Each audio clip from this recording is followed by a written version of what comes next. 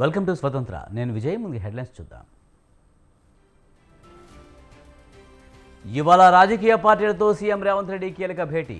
తెలంగాణ గీతం లోగోపై చర్చ.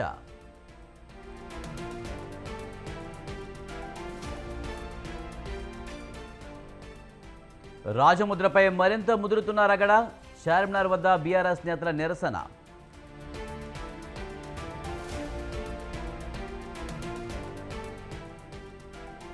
నేడు అమరావతికి చంద్రబాబు, రేపు పవన్తో భేటీ. అనంతరం బీజేపీ నేతలను కలిసే ఛాన్స్.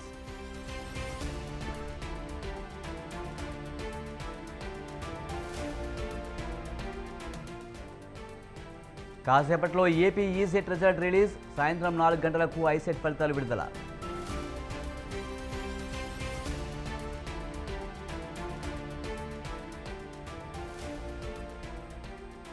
విజయవంతంగా నింగిలోకి అగ్నిబాన్.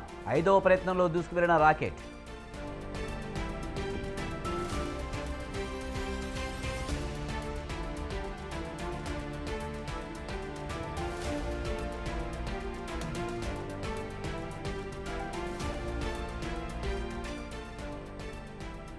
ఉత్తరాది రాష్ట్రాల్లో నిప్పుల వర్షం. అధిక ఉష్ణోగ్రతలతో ఢిల్లీకి ఆరెంజ్ అలర్ట్.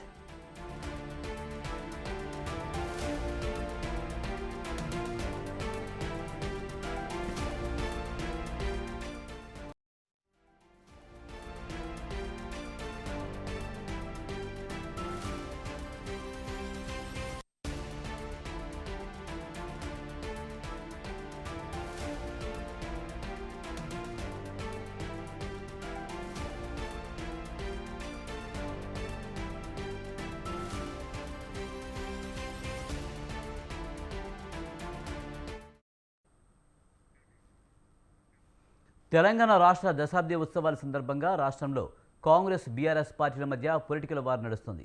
కాంగ్రెస్ ప్రభుత్వం రాష్ట్ర చిహ్నం గీతంలో మార్పులు చేయడంపై బీఆర్ఎస్ అభ్యంతరం వ్యక్తం చేస్తోంది. రాష్ట్ర చిహ్నంలో రాజరికపు పోకడలు ఉండవద్దని రేవంత్ సర్కార్ భావిస్తోంది. రాష్ట్ర చిహ్నంలో ఉన్న కాకతీయ కళాతోరణం, చార్మినార్ తొలగించే విధంగా సర్కారు అడుగులు వేస్తుందని బీఆర్ఎస్ ఆందోళన వ్యక్తం చేస్తోంది. కేసీఆర్ ఆనవాళ్లను చెరిపివేసే ఉద్దేశంతో తెలంగాణ ఆనవాళ్లకు లేకుండా కాంగ్రెస్ ప్రభుత్వం చేస్తుందని అంటున్నారు బీఆర్ఎస్ నేతలు. నిన్న వరంగల్లో కాకతీయ కళాతోరణాన్ని సందర్శించారు. ఇవాళ చార్మినార్ వద్ద ధర్నా చేపట్టనున్నారు. ఈ కార్యక్రమంలో కేటీఆర్ పాల్గొంటారు.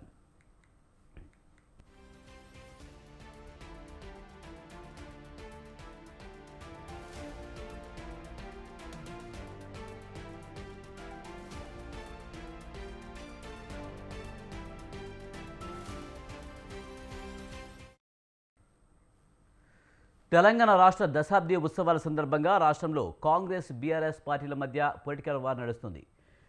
కాంగ్రెస్ ప్రభుత్వం రాష్ట్ర చిహ్నం గీతంలో మార్పులు చేయడంపై బీఆర్ఎస్ అభ్యంతరం వ్యక్తం చేస్తుంది. దీనిపై మరింత సమాచారాన్ని మా ప్రతినిధి సవిన్ అందిస్తారు. సవిన్, తెలంగాణ రాష్ట్ర దశాబ్ది ఉత్సవాల సందర్భంగా రాష్ట్రంలో కాంగ్రెస్ బీఆర్ఎస్ పార్టీల మధ్య పొలిటికల్ వార్ నడుస్తుంది. ముఖ్యంగా రాజముద్ర అలాగే గీతం మార్చడంపై బీఆర్ఎస్ అభ్యంతరం వ్యక్తం చేస్తున్న నేపథ్యంలో ధర్నాలకి రాస్తారోకోలు కూడా పిలుపునిచ్చిన సందర్భం. పూర్తి సమాచారం ఏంటి? ప్రధానంగా తెలంగాణ రాష్ట్రం ఏర్పడి 10 ఏళ్లు పూర్తి అవుతున్న సందర్భంగా తెలంగాణ దశాబ్ది ముగింపు ఉత్సవాలు ఘనంగా చేపట్టాలని కాంగ్రెస్ ప్రభుత్వం ఎప్పటికే నిర్ణయించింది. మరోవైపు బీఆర్ఎస్ పార్టీ తరఫున 3 రోజుల పాటు కార్యక్రమాలు నిర్వహించాలని బీఆర్ఎస్ పార్టీ నిర్ణయించింది. అయితే తెలంగాణ రాష్ట్రం ఏర్పడి 10 సంవత్సరాలు పూర్తవుతుంది. ఇటీవల కాలంలో కాంగ్రెస్ పార్టీ నూతన ప్రభుత్వం ఏర్పడింది కాబట్టి కాంగ్రెస్ పార్టీ ఎన్నికల సమయంలోనే తెలంగాణ చిహ్నంలో రాజరికపు ముద్రలు ఉన్నాయి, రాజరికపు సంబంధించినటువంటి చిహ్నాలు ఉన్నాయి, మేము అధికారంలోకి రాగానే వాటిని తొలగిస్తామంటూ కాంగ్రెస్ పార్టీ చెప్పింది. అదేవిధంగా జయ జయ హే తెలంగాణ గీతాన్ని తెలంగాణ రాష్ట్ర గీతంగా ప్రకటించడంతో పాటు కొత్తగా గీతానికి స్వరకల్పనలు చేస్తామంటూ కూడా కాంగ్రెస్ పార్టీ పేర్కొంది. అందుకు తగ్గట్లుగానే రేవంత్ రెడ్డి నేతృత్వంలో కాంగ్రెస్ పార్టీ ప్రభుత్వం ఏర్పడిన తర్వాత జూన్ 2వ తేదీన తెలంగాణ ఆవిర్భావ దినోత్సవాన్ని పురస్కరించుకొని తెలంగాణ నూతన చిహ్నాన్ని ఆవిష్కరించడంతో పాటు రాష్ట్ర గీతాన్ని కూడా ఆ రోజు ఆవిష్కరణ చేస్తామంటూ ఇప్పటికే సీఎం రేవంత్ రెడ్డి ప్రకటించారు. అయితే కాకతీయ కళాతోరణం కావచ్చు, హైదరాబాద్ ఉన్నటువంటి చార్మినార్, ఈ 2 చిహ్నాలను ఇప్పటికే పెద్ద ఎత్తున ప్రచారం జరుగుతున్న నేపథ్యంలో బీఆర్ఎస్ పార్టీ దీనిపై తీవ్ర అభ్యంతరం వ్యక్తం చేస్తుంది. తెలంగాణ ఏర్పడిన తర్వాత మొట్టమొదటిగా కేసీఆర్ ముఖ్యమంత్రి అయిన తర్వాత కాకతీయుల కాలంలో అనేక రకాలుగా అభివృద్ధి జరిగింది. ప్రధానంగా కాకతీయులు మంచి పరిపాలన అందించారు. గొలుసుకట్టు చెరువులు నిర్మాణం చేశారు. తెలంగాణకు ప్రధాన జీవనాధారం చెరువులు మాత్రమే ఉన్నాయంటూ బీఆర్ఎస్ పార్టీ వాదిస్తోంది. కాకతీయ కళాతరణాన్ని తొలగించడాన్ని నిరసిస్తూ నిన్న బీఆర్ఎస్ పార్టీ వరంగల్లో మాజీ ఎంపీ బోయినపల్లి వినోద్ కుమార్ నేతృత్వంలో కాకతీయ కళాతోరణం వద్దకు వెళ్లి నిరసన తెలిపి అక్కడ మీడియా సమావేశం ఏర్పాటు చేశారు. దీనిపై ఎన్నికల కోడ్ ఉల్లంఘించారంటూ బీఆర్ఎస్ పార్టీ నేతలపై కేసులు సైతం పోలీసులు నమోదు చేసిన పరిస్థితి మనకు కనబడుతోంది. అయితే ఈ రోజు BRS party working president KTR BRS party minority విభాగం నేతృత్వంలో చార్మినార్ ను సందర్శించి అక్కడ మీడియా సమావేశంలో మాట్లాడబోతున్నారు. ముఖ్యంగా కాకతీయ కళాతోరణం కావచ్చు, చార్మినార్ ఈ రెండు లోగోలను రాష్ట్ర చిహ్నం నుంచి తొలగిస్తారని ప్రచారం జరుగుతుంది. మరోవైపు రాష్ట్ర సంగీతానికి సంబంధించి కీరవాణి సంగీతాన్ని అందించడం పైన కూడా తెలంగాణ వాదులు కావచ్చు బీఆర్ఎస్ పార్టీ అభ్యంతరం వ్యక్తం చేస్తున్న పరిస్థితి మనకు కనబడుతుంది. ఈ రెండింటిపైన బీఆర్ఎస్ పార్టీ అభ్యంతరం వ్యక్తం చేస్తోంది. రాబోయే రోజుల్లో దీనిపైన పలు రకాలుగా నిరసనలు, ధర్నాలకు కూడా బీఆర్ఎస్ పార్టీ సిద్ధమవుతుందని చెప్పుకోవచ్చు. అందులో భాగంగానే నిన్న వరంగల్లో బీఆర్ఎస్ పార్టీ అభ్యంతరం వ్యక్తం చేస్తూ కాకతీయ కళాతోరణాన్ని సందర్శించి అక్కడ మీడియా సమావేశాన్ని ఏర్పాటు చేసింది. ఈ రోజు KTR BRS party working president KTR Charminar ను సందర్శించి అక్కడ మీడియాతో మాట్లాడబోతున్నారు. రాష్ట్ర ప్రభుత్వం పైన తీవ్ర స్థాయిలో విమర్శలు చేసే అవకాశం కూడా మనకు కనబడుతోంది. ప్రధానంగా తెలంగాణలో బీఆర్ఎస్ పార్టీ కేసీఆర్ ఆనవాళ్లు, ముఖ్యంగా కేసీఆర్ 10 ఏళ్ల కాలం పాటు ముఖ్యమంత్రిగా ఉన్న సమయంలో కేసీఆర్ చేసిన అభివృద్ధికి సంబంధించినటువంటి ఆనవాళ్లను చెరిపేసే ప్రయత్నం కాంగ్రెస్ ప్రభుత్వం చేస్తోందంటూ ఆరోపిస్తోంది. కేసీఆర్ ఆనవాళ్లను చెరిపేస్తారు కానీ తెలంగాణ ఆనవాళ్లనే కాంగ్రెస్ ప్రభుత్వం చెరిపేసే ప్రయత్నం చేస్తుందని బీఆర్ఎస్ పార్టీ ప్రధానంగా ఈ అంశాన్ని కాంగ్రెస్ ప్రభుత్వంపై ఆరోపణ చేస్తుందని చెప్పుకోవచ్చు. అయితే బీఆర్ఎస్ పార్టీ ఆరోపణలను కాంగ్రెస్ ప్రభుత్వం తిప్పుకొడుతోంది. తెలంగాణ అనేక ఉద్యమాలు, పోరాటాలు, సంస్కృతి, సాంప్రదాయాలతో ఏర్పడింది కాబట్టి నూతన చిహ్నంలో, నూతన లోగోలో తెలంగాణ పోరాట అమరవీరుల స్ఫూర్తిని స్మరించే నూతన లోగో ఉంటుందని కాంగ్రెస్ పార్టీ చెప్తున్న పరిస్థితి మనకు కనబడుతుంది. దీంతో తెలంగాణ దశాబ్ది ఉత్సవాల నేపథ్యంలో రెండు రాజకీయ పార్టీలు, అధికార పక్షం, ప్రధాన ప్రతిపక్షం మధ్య మాటల వేదికకు, పొలిటికల్ వార్కు తెలంగాణ దశాబ్ది ఉత్సవాలు వేదికగా నిలుస్తున్నాయని చెప్పుకోవచ్చు. Right, thank you సవేన్.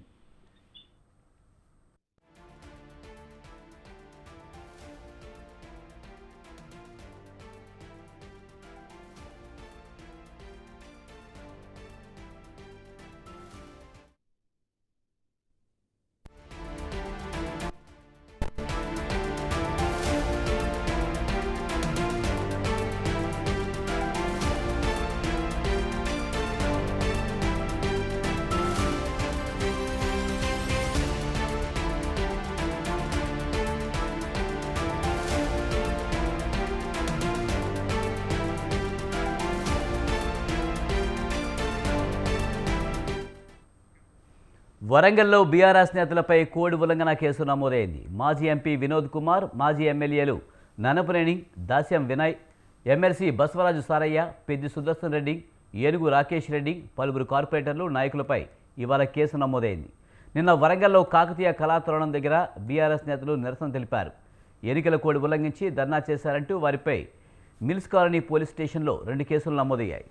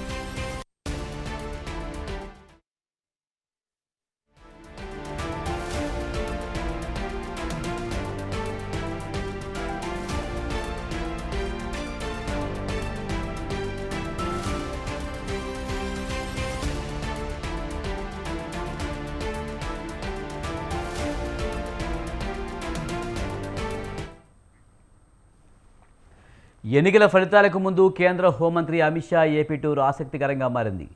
చివరి విడత సార్వత్రిక ఎన్నికల ప్రచారం నేటితో ముగియనుంది. దీంతో నేడు రాత్రికి ప్రత్యేక విమానంలో అమిత్ షా ఏపీకి రానున్నట్లు బీజేపీ వర్గాలు తెలిపాయి. రేపు ఉదయం తిరుమల శ్రీవారిని దర్శించుకుని రేపు మధ్యాహ్నం తిరిగి రాజ్కోట్కు వెళ్లనున్నారు. అయితే అమిత్ షా పర్యటనలో చంద్రబాబు, పవన్ ఆయనతో భేటీ అవుతారా లేదా అనేది చర్చనీయాంశంగా మారింది.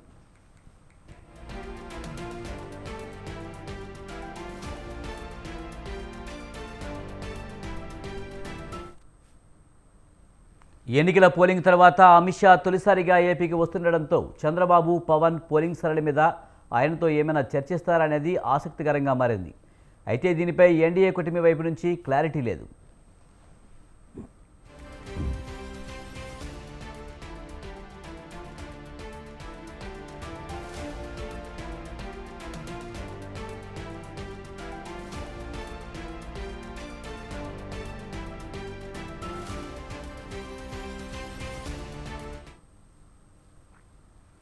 ఫస్ట్ ప్రైవేట్ లాంచ్ పాడ్ నుంచి అగ్నిబాన్ రాకెట్ నిప్పులు చిమ్ముతూ రింగులోకి దూసుకువెళ్లింది.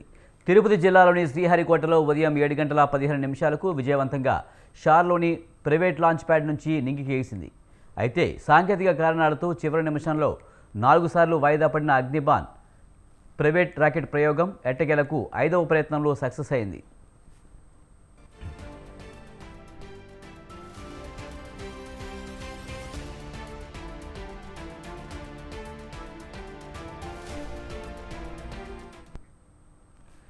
చెన్నైకి చెందిన అగ్రికూల్ కాస్మోస్ స్టార్టప్ సంస్థ భూమికి 700 కిలోమీటర్ల ఎత్తులో ఎర్త్ ఆర్బిట్లో 300 కిలోల లోపు ఉపగ్రహాలను కక్షలోకి పంపేందుకు ఈ ప్రయోగం చేపట్టింది. భారత అంతరిక్ష రంగాన్ని ప్రైవేటీకరణ చేసే దిశగా సాగుతున్న ప్రయత్నాలలో కీలకంగా మారిన ప్రయోగ ప్రక్రియను ఇస్రో చైర్మన్ డాక్టర్ సోమనాథ్ పర్యవేక్షించారు. దేశంలోనే మొదటి సెమీ క్రయోజనిక్ ఇంజిన్ ఆధారిత రాకెట్ ఇది. భవిష్యత్తులో చిన్న తరహా ఉపగ్రహాలను ఎర్త్ ఆర్బిట్లో ప్రవేశపెట్టడానికి ఈ తరహా ప్రయోగాలు ఇస్రో ప్రోత్సహిస్తుంది.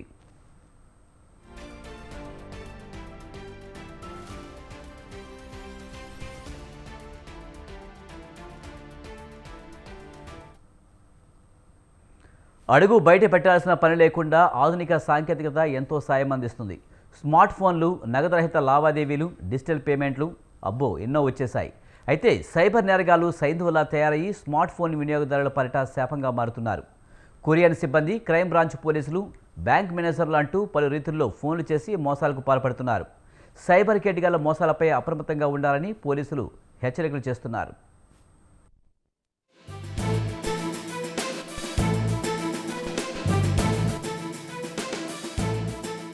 క్యాష్లెస్ ట్రాన్సాక్షన్లు, డిజిటల్ పేమెంట్ల వల్ల మెరిట్లు ఎన్ని ఉన్నాయో అప్రమత్తత లోపిస్తే డిమెరిట్లు అంతే స్థాయిలో ఉన్నాయి. మారుమూల పల్లెల నుంచి మహా పట్టణాల వరకు ఎక్కడ చూసినా స్మార్ట్ ఫోన్ల వినియోగం బాగా పెరిగిపోయింది. ఆన్లైన్ చెల్లింపుల ప్రక్రియ అందుబాటులోకి రావడంతో నగదు బదిలీ విధానం సాధారణంగా మారిపోయింది. ఆన్లైన్ చెల్లింపు విధానాన్ని తమకు అనుకూలంగా మార్చుకొని సైబర్ నేరగాళ్లు బ్యాంకు ఖాతాల నుంచి అమాయక ప్రజల సొమ్మును కొట్టేస్తున్నారు. ఖాతాదారుల బ్యాంకు ఖాతాల నుంచి సొమ్మును తస్కరించడానికి సైబర్ నేరగాళ్లు రకరకాల పద్ధతులు ఉపయోగిస్తున్నారు. వివిధ రకాల ఆఫర్లు ఎర చూపించి అమాయక ప్రజలను నిలువు దోపిడీ చేస్తున్నారు. ప్రజల మొబైల్ ఫోన్లు, ఈమెయిల్ తదితరాలకు లింకులు పంపించి ఈ మోసం పర్వానికి తెరతీస్తున్నారు.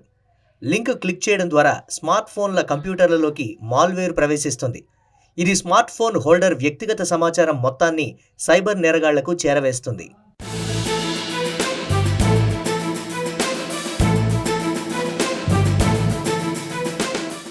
మరో తరహా మోసంలో కొందరు సైబర్ కేటుగాళ్లు ప్రజల మొబైల్ నెంబర్లు సంపాదించి పరిచయం చేసుకుంటారు. తీయటి మాటలతో బుట్టలో వేసుకుంటారు. ఇంకొందరు నేరుగా కాల్ చేసి లాటరీ వచ్చిందని మోసానికి పాల్పడతారు. మరికొందరు మోసగాళ్లు ఇంటి నుంచే పనిచేసి ఈజీగా మనీ ఎర్న్ చేయవచ్చని, ఉద్యోగం కల్పిస్తామని రకరకాల మాటలు చెప్పి నమ్మిస్తారు. ఏదో విధంగా యూజర్ ఐడి, పిన్ నెంబర్ వివరాలు తెలుసుకుంటారు. అత్యంత గోప్యంగా ఉండాల్సిన ఈ విషయాలు ఎవరికైతే చేరకూడదో వారికే చేరిపోతున్నాయి. దీంతో బ్యాంక్ బ్యాలెన్స్ నిల్లయ్యాక లబోదిబోమంటూ పోలీస్ స్టేషన్లకు పరిగెడుతున్నారు.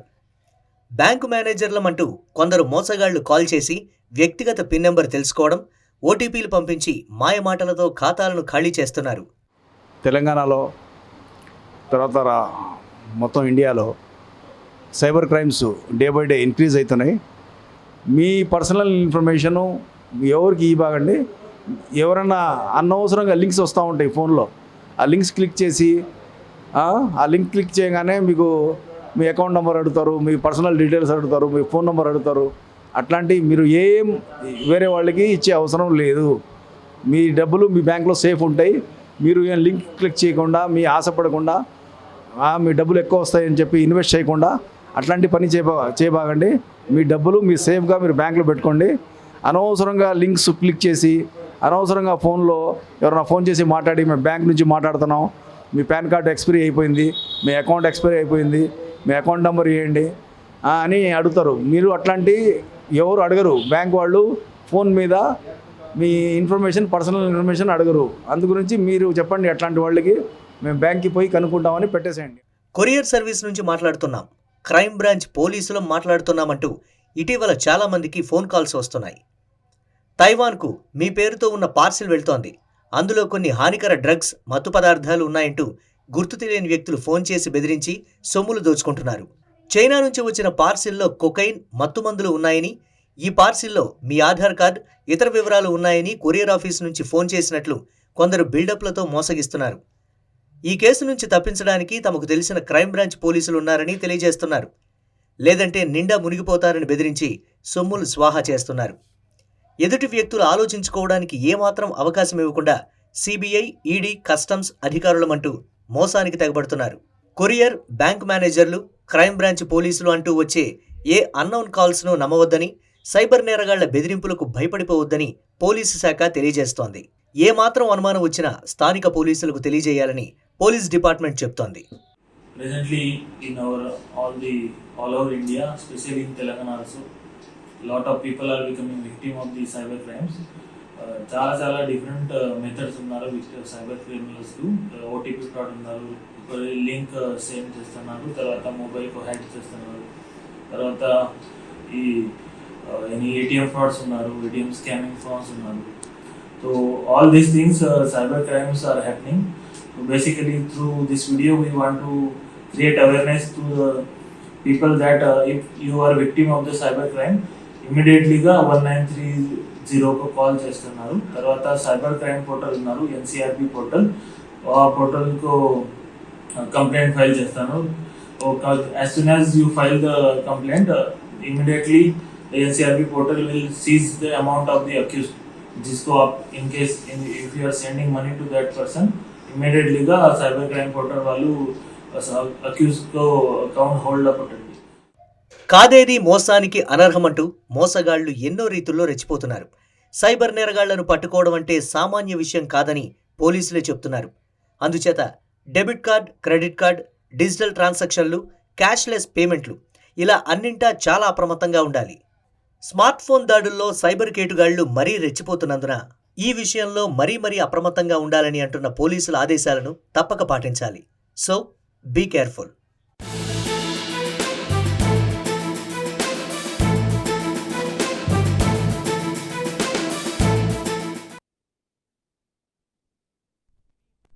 చూస్తూనే ఉండండి స్వతంత్ర.